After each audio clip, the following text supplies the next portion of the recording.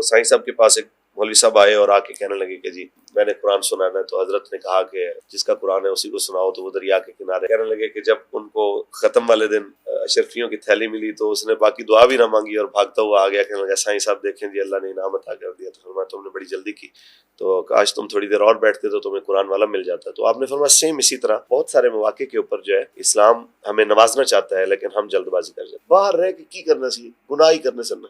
تے جے اندر آ گیا تے ایتھے تے سونا بھی مالکاں نے کھاتے چ, جاگنا بھی مالکاں نے کھاتے. باہر جا کے کیا نماز دے بارے تو کہہ سکتے ہیں کہ جڑی میں نماز پڑھی ہے اے واقعتاً اے نماز ہے, ایک قبول ہے. جے او اون دے بارے چ بھی اگر کسوٹی لگ جائے تو شاید حضور قلب میسر نہ ہوئے تو مالک کو منہ تے مار دین. اون دے ظاہر نو تو عبادت کہہ سکنا ہے, حقیقت تے عبادت وہی ہے جڑی مالک قبول کر. بسم اللہ الرحمن الرحیم. العاقب کے اس پلیٹ فارم سے ایک دفعہ پھر آپ کی خدمت میں حاضر ہیں. And here we are going to tell you the untold and hidden stories of Mujaddid Azam Imam Khadim Hussain Rizvi Nawwarallahu Markadahu. And today we have a guest, علامہ فاروق الحسن, جو بابا جان امام خادم حسین رضوی نوراللہ مرکزہ کے شاگرد بھی ہیں اور پھر اس کے بعد سیاسی زندگی میں بھی بابا جان کے ساتھ ایک لمبا عرصہ گزارا اور ایک ساتھی کے طور پہ گزارا. تو بہت سی ایسی کہانیاں ہیں, بہت سی ایسی داستانیں ہیں, بہت سے ایسے وقوع جات ہیں جن سے یہ آپ کو آشنا کریں گے, اور میں وقت نہیں لوں گا, ان کے ساتھ چلتے ہیں. السلام علیکم. وعلیکم السلام. بہت شکریہ آپ نے وقت دیا. جیسے میں نے یہ بتایا کہ یہ امیر المجاہدین مجدد اعظم امام خادم حسین رضوی نوراللہ مرکزہ کے متعلق ہے. پہلی دفعہ علامہ صاحب آپ کب امیر المجاہدین سے ملے؟ بسم اللہ الرحمن الرحیم. آپ کا شکریہ, آپ نے اس خوبصورت سلسلے کا آغاز کیا اور لوگوں تک قبلہ بابا جی رحمۃ اللہ علیہ کے وہ خوبصورت واقعات جو بہت ساری دنیا جن سے ناآشنا ہے ان تک پہنچانے کا بیڑا اٹھایا. اللہ تعالیٰ آپ کے لیے آسانیاں پیدا فرمائے. آمین. تو سب سے پہلے میری ملاقات حضرت سے 1999 میں ہوئی. میں لاہور میں پہلی بار آیا تھا. تو اس وقت مشہور تھا کہ لاہور میں سب سے بہترین صرف جو ہے وہ بابا جی پڑھاتے ہیں, اللہ امام الصرف. جی. تو میں 1995 میں ویسے دورہ حدیث شریف میں نے کیا جامعہ انوار العلوم ملتان سے, قبلہ کاظمی شاہ صاحب کے ادارے سے. اچھا, بعد میں نے بتایا نہیں کہ میں پہلے پڑھ کے آیا ہوں. تو کیونکہ ظاہر ہے پھر داخلہ ملنے میں مسئلہ تھا.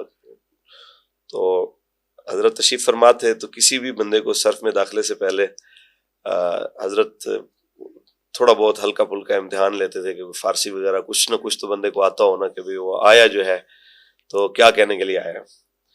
تو مجھے آج بھی وہ یاد ہے کہ حضرت نے فرمایا ہاں بھی مولانا کو فارسی وغیرہ کو پڑھی ہے. تو ڈرتے ہوئے میں نے کہا کہ اب بندہ کیا کہے کہ بھئی میں بہت بڑا عالم ہوں یا پڑھ کے آیا ہوں جی میں یہ کروں. تو وہ حضرت کے سامنے تو جو صحیح معنی میں واقعی مدرس تھے تو ان کی بھی آواز نہیں نکلتی تھی, تو میرے جیسے بندے کی تو اوقات ہی کوئی نہیں. تو میں نے کہا جی استاد جی تھوڑی بہت آتی ہے. اچھا چلو کوئی شعر سناؤ. تو پھر شعر سنایا. شیخ سعدی علیہ الرحمہ کا مشہور کلام ہے, گلے خوشبو در حمام روزے رسید از دست محبوب بدستم بدو گفتم کے مشکی عابیری کہ از بوئے تو دل آویز تو مستم و گفتہ من گلے نا چیز بودم ولیکن مدت باگل نشستم جمال ہم نشین در من نصر کرد وگرنہ من ہما خاکم کے ہستم. کہتے ماشاءاللہ ماشاءاللہ. اچھا اس کا ترجمہ بھی آتا ہے؟ تو میں نے کہا جی تھوڑا تھوڑا آتا ہے. تو ترجمہ سنایا. بعد میں فرمانے لگے کہ اس کا سبق کیا ہے, اس سے کیا آپ نتیجہ نکالتے ہیں؟ میں نے کہا جی اس سے نتیجہ یہ کہ اگر ایک مٹی پھول کے نیچے رہے اور اس کے پتے اس کے اوپر پڑیں تو اس کی خوشبو اس سے اخذ کرتی ہے, تو اسی طرح انسان تو اشرف المخلوقات ہے. جتنا مرضی برا ہو کسی اچھے کے ساتھ بیٹھے گا تو اس کی خوشبوئیں اس کی عادات بھی اس کے اندر آئیں گی. ٹھیک ہے مولانا آپ کے نا اس بات کے اوپر آپ کو داخلہ دے دیتے ہیں. تو پھر داخلہ ہو گیا. پھر حضرت شفقت فرماتے تھے آپ کا ایک طور امتیاز تھا کہ اس وقت ڈنڈا آپ نے کندھے کے اوپر رکھنا اور جناب کلاس کے اندر آپ نے پھرنا اور ایک بندہ تلاوت کرتا جاتا تھا اور اسی طرح پھر جناب آپ نے تعلیلات وغیرہ جو بھی قوانین وغیرہ سمجھانے ہوتے تھے طلباء کو سمجھاتے تھے. اس دوران یہ سمجھ لیں کہ حضرت کی خاص نگاہ عنایت تھی کہ مجھے آج بھی وہ اشعار یاد ہیں کہ شیخ سعدی علیہ الرحمہ کی ایک نعت تھی, وہ مجھ سے اکثر سنا کرتے تھے. وہ میں بلکہ بعضاً خود سنا کرتے تھے، خود سنا کرتے تھے پوری کلاس میں. اللہ. تو میرے ساتھ تقریباً کوئی 150-200 کے قریب اور بھی ہمارے ساتھی تھے. تو مجھے وہ اس وجہ سے بھی ساتھی زیادہ جانتے تھے کہ بھئی یہ شیخ سعدی علیہ الرحمہ کا کلام پڑھتا ہے. امیر المجاہدین نور اللہ مرکزہ نے علامہ صاحب کو ایک خطاب دیا خطیب الاسلام کا، جس نام سے یہ آج ہر طرف جانے جاتے ہیں. وہ تو ان کی شفقت ہے، کرم نوازی ہے، وہ بہت بات کی بات ہے. یہ 1999 کی بات. اس میں آپ کو شعر ایک سناتا ہوں. ہر شست کمی پائے ز ایوان محمد، ایوان محمد، جبریل امی خادم دربان محمد، دربان محمد.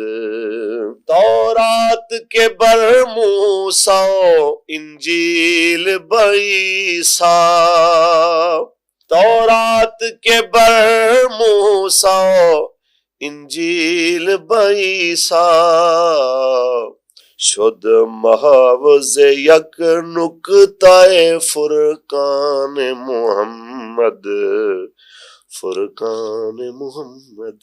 تو کوئی کمپلیمنٹ آپ کو یاد ہے بابا جان نے جو آپ کو خاص کر دیا کرتے تھے نعت سنانے کے بعد، کلام سنانے کے بعد؟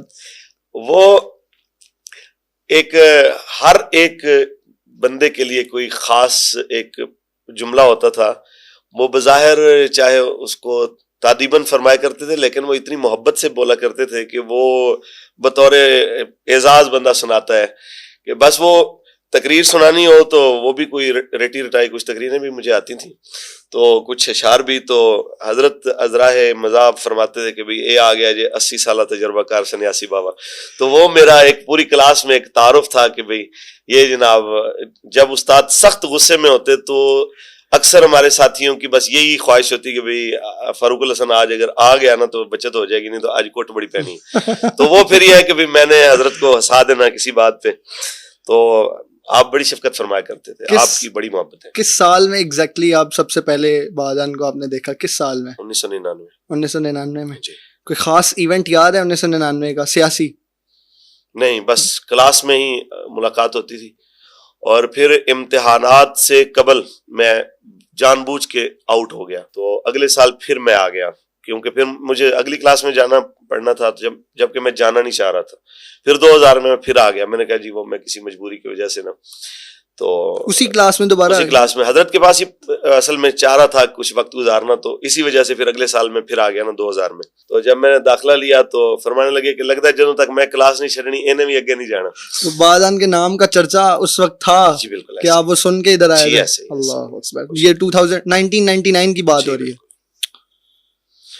تو تب کی یہ صورتحال تھی. ہمارے ابھی بھی بہت سارے ساتھی ہیں جو ملک کے طول و عرض کے اندر دین کی خدمت کر رہے ہیں. آپ یقین مانیں کہ اس وقت 1999 میں اور 2000 کے اندر یہ صورتحال تھی. ان ساتھیوں کے الفاظ تھے کہ جنی دیر بابا جی دی کلاس سے بیٹھے رہنے نا انج لگتا ہے ساڑھے تو بڑا ولی اللہ کوئی نہیں. تو جب باہر نکلتے ہیں تو پھر دنیا کی ہوا لگتی ہے تو پھر پتہ چلتا ہے دنیا بھی ہے. اللہ. آپ نے سب سے پہلے بادان کے متعلق کیا سنا جس کو سن کے پھر آپ کا دل ہوا کہ میں یہاں پہ آؤں؟ جی سب سے پہلے تو یہی کہ بہت اچھے استاد ہیں، پڑھانے کا ایک طریقہ کار، اور خاص طور پہ جو امام الصرف، ایسے نہیں لوگ کہتے تھے، وہ واقعی امام الصرف تھے. یعنی ہم نے بہت سارے اساتذہ سے پڑھا اور ہر استاد قابل احترام ہے، ہر ایک قابل عزت ہے، لیکن استادوں کا ایک تو امتیاز یہ تھا کہ 40 منٹ کا اگر پیریڈ ہے تو اس کے اندر آپ کہیں کہ باقی اساتذہ 40 منٹ ہی پڑھاتے تھے، اور قبلہ اگر ان میں 20 منٹ پڑھاتے تھے اور 20 منٹ گفتگو فرماتے تھے یا 15 منٹ بھی پڑھاتے تھے، آپ یقین مانیں کہ باقی اساتذہ کے 40 منٹ سے زیادہ اس دوران سمجھ بھی آتا تھا اور سبق کی جو مقدار تھی وہ بھی زیادہ بڑھتی تھی آگے، اور باقی جو گفتگو آپ کرتے تھے وہ کردار سازی کے اوپر منحصر تھی. اور آپ یہی فرمایا کرتے تھے کہ علماء کو غیرت مند ہونا چاہیے. کوئی واقعہ آپ کو یاد ہے کردار سازی سے متعلق؟ حضرت کے پاس ایک ہمارا ساتھی تھا تو آ کے کہنے لگا حضرت جی تہاڈی میں گلاں سن کے نہ تے میں بھی جمعے دے اوتے گل کر لئی، میری ہو گئی چھٹی. آپ نے فرمایا بیٹا میری اگر باتیں کرنی ہے نا تو یہ یقین رکھیں کہ میں جب بات کرتا ہوں تو یوں سمجھ لیں کہ بستر اپنا تیار رکھتا ہوں کہ جمعے پڑھنے کے بعد مجھے کہا جا سکتا ہے کہ آپ جا سکتے ہیں. تو مجھے یہ یقین ہوتا ہے کہ بھئی میں جناب اعلیٰ مجھے جانا پڑے گا، تو مجھے یہ ملال نہیں ہے کہ بھئی میں کہاں جاؤں گا، کس طرف جاؤں گا. تو یہ سوچے بغیر اگر آپ اس منزل میں اتریں گے تو پریشان ہو جائیں گے. آپ اتنا بات کریں جتنی آپ کی استطاعت ہے، اس سے بڑھ کے بات نہ کریں. یہ آپ ہمیشہ بات کیا کرتے تھے.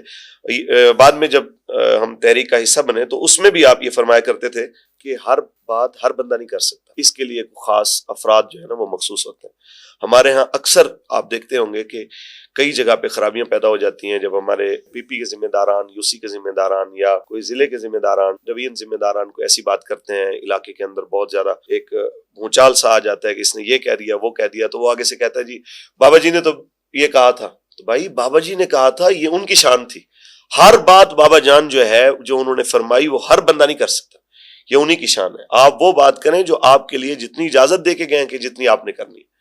اور آج بھی میں کہہ رہا ہوں جو بات قبلہ بابا جی علیہ الرحمہ نے کی ہے وہ انہی کی شان. پھر آج اس دور کے اندر جو امیر محترم بات کر سکتے ہیں وہ میں بھی نہیں کر سکتا کئی مواقع کے اوپر. اور کئی مواقع کے اوپر ان سے نچلے درجے کے اوپر اراکین شورا اگر بات کر سکتے ہیں تو وہ والی بات اگر ضلع کا ذمہ دار کہے تو وہ نہیں کر سکتا. تو ہر ایک کو چاہیے کہ وہ کم از کم یہ بات ذہن میں رکھے کہ ہر بات کرنے سے پہلے اپنی